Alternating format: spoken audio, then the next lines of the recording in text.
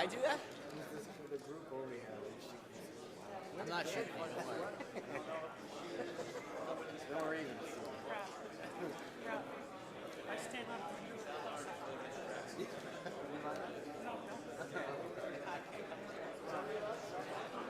get a lot of requests today. Don't you the face in the back of the head?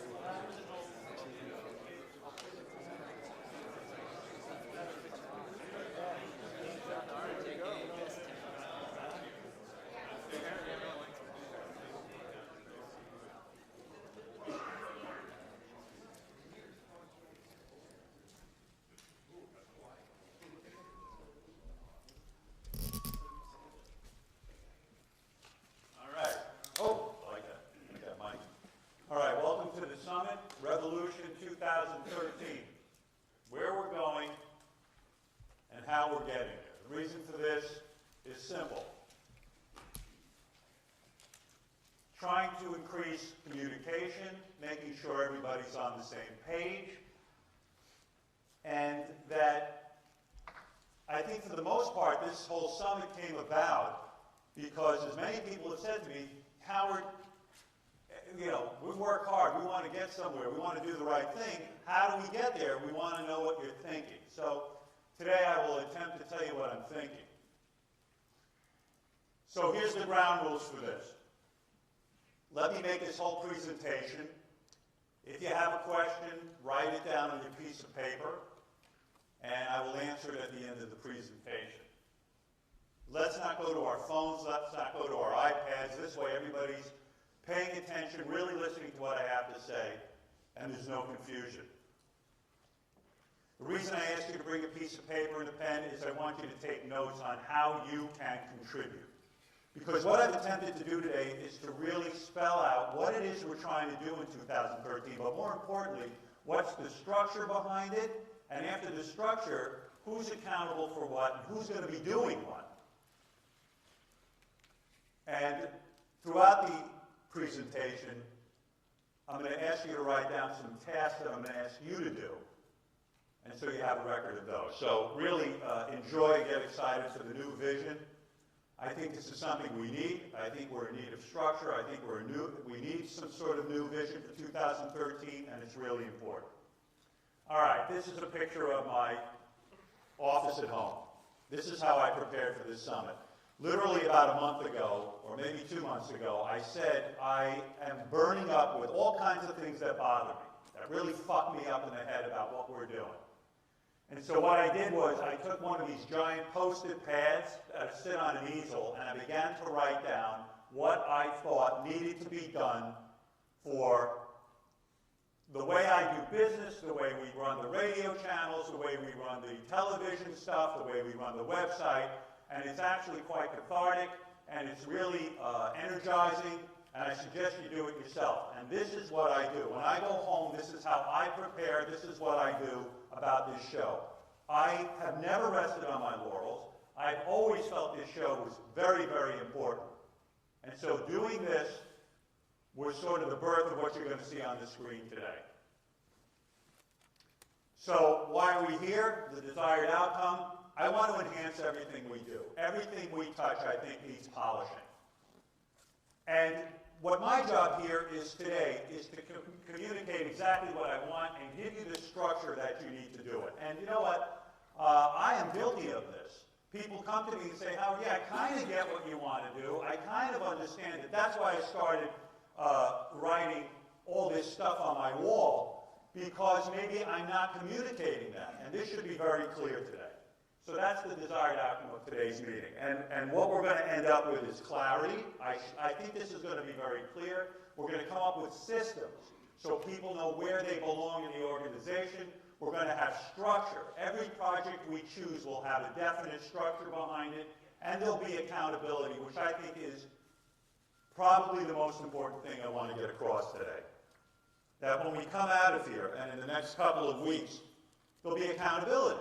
Somebody says they're going to do something, well, we're going to have metrics and we're going to measure it and make sure that they actually do it. So people don't feel alone, that people feel that everyone's doing their job. So here's my vision. Let's go into the area of guests first. This is it for 2013. This was the vision I had in my office. I want weekly an A-list celebrity on our show, and 2 times a week I want a B-list celebrity. We're on 3 days a week. 3 days a week. The show is, as Gary says, dark. 10, 12 weeks, I don't know. We actually do 112 shows a year. This is a very realistic goal, but how are we going to get there? This is how we do it. Let's remind ourselves who we are. And I don't say this lightly. Our show is the #1 place for a guest. Think about this. What is it our show has? 23 million paid subscribers. Who the fuck else has that? We have people who pay to hear a radio show. We had Jewel on today. We go deep into an interview. The woman had an hour. We plugged her new album several times, at least 10 times that I counted. We talked about her life. We had her play, we did a bit with her. We played a song that I wrote. The audience loved it. I know that I'm judging it from Twitter or email. She was endearing. She got her plugs. She reached paid subscribers, people who actually have money in their pocket. And we know that these interviews are very effective. Celebrities tweet, gee, best interview I ever had. Fans tweet, they send in emails. Gee, you know, I didn't like Jewel so much, but I heard her on your show, and she was fantastic. We've had people like Billy Corgan come in, their album goes into the top 10. We've had books that have gone into the top 10. We're pretty amazing. But nobody knows it. We're now on satellite radio, and now that we're in satellite radio, we're in sort of our own little protected bubble. But what's happening is people are forgetting that this is the best fucking medium for any guest to be booked on, whether they're in the field of books, whether they're in music. Look at what we do for guests. We have a news department that actually promotes them after they're in. We play their shows over multiple times. Who is doing this? But who is communicating this to publicists? If I'm a publicist, I'm not sitting and thinking about the Howard Stern show. I'm thinking about some other fucking show that I see on TV. I'm not in the world of satellite. I don't have satellite in my car. I'm not thinking about satellite. We better start fucking telling publicists and everyone else who we are. All of us, this is all of our job. The theme of today's meeting is, this is everyone who's sitting here job. Not just mine, because you know what? If this show isn't here in 3 years, you don't have a fucking job. We should be blasting it on Twitter.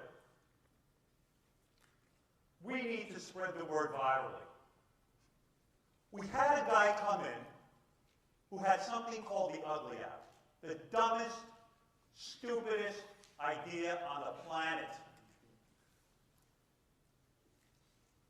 He walked out of our show, all right, maybe not a millionaire, but 100,000-aire. If that isn't the greatest success story in the history of radio, I don't know what is. And who the fuck knows about it? Well, the people in this room. Does Madonna's publicist know about it? Probably not. From now on, we share all of our success with the world. We're going to get the word out in 2013. Billy Corgan's album went into the top 10. He was off the radar until us. You know this. This is fact. Billy Corgan was off the radar. He came on our show, and he sold albums. How does every record company in the world not know about this? Because we're not telling them. We're not doing our jobs. People beg to get on her show, Oprah, because they think she sells books. They think she sells records. Bullshit. Yeah. Okay, great. In some demos she does, but not in the world of rock and roll. Somebody puts out a rock book, whether it's a rock record, We're the place to go. Publicists don't think about us. They don't care about us. Some do, most don't. We get the same results from people, only we don't have a book club to track it. Now we're going to start tracking our successes, and we're going to get them out to the world. How are we going to do it? We're here at Sirius. Probably as a radio show, this is the first time in the history of radio, an organization this big. I mean, look it up around us. I worked in radio for years. I had maybe one other person working with me. We've got all these people. We also work at Sirius that has an art department, and they have a publicity department, and we're not using them. Now we're going to. We're going to have packets distributed to publicists with all of the information I'm giving you. We're going to become packet and marketing crazy in 2013. And we're going to build relationships with everyone's management. How can we not? We're in satellite. It's not the same reach as terrestrial radio. We got to get the word out. We got to shake hands. It's like we're running for office. It's like we're Jehovah's Witnesses. We knock on people's doors and get guests in here. Guests are the best bit that we can have. An hour with a great guest. And every one of these guests should be on our show. And dare I say, when I fucking hear people say, well, that guy's not going to want to come in here, it's bullshit. From now on, I don't want to hear it. They should be begging us. Every record company should be begging us, because we can actually still sell records.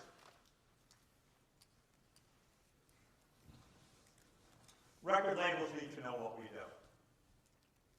I've got walls of gold records attributing sales of these records to our show.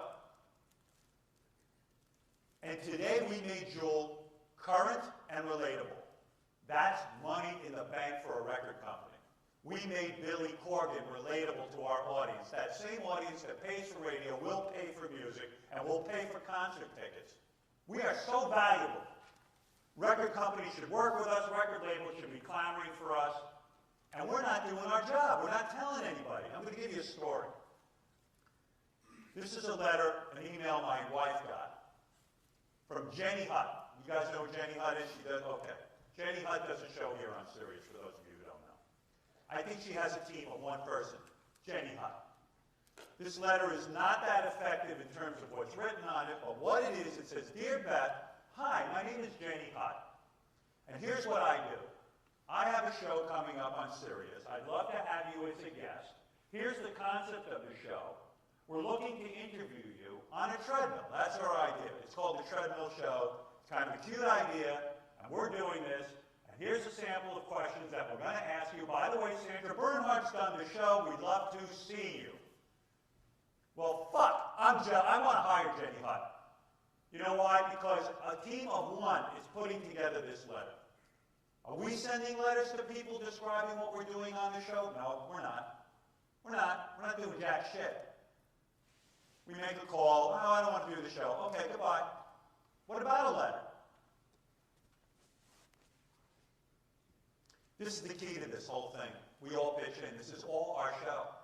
I'm telling you, it's our show. Richard and Sal. If you think your only job is to make phony phone calls or to sit in a writing meeting with Fred, it's not. Write a creative pitch. News team. What's better for you guys when a celebrity, you can interview them, and you see them on the Howard Stern Show? It leads to news, it leads to ideas, and guess what? If the Howard Stern Show isn't here in 3 years, the news team doesn't have jobs. And I bet you guys this is the best job you've ever had. Bet you it's a lot of fun. But you've got to help this. You've got to help too. Howard TV. You got